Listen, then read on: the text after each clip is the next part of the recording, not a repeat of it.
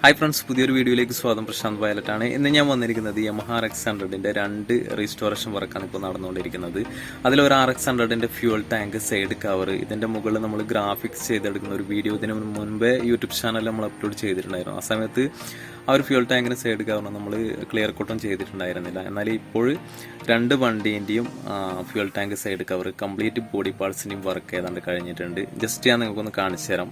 പിന്നെ ഇതിൻ്റെ മുകളിൽ ചെയ്തിരിക്കുന്ന മെറ്റാലിക് പെയിൻറ്, കമ്പനി പേര്, ഇതൊക്കെ നമുക്ക് ഈ വീഡിയോയിലൂടെ ജസ്റ്റ് നോക്കാം.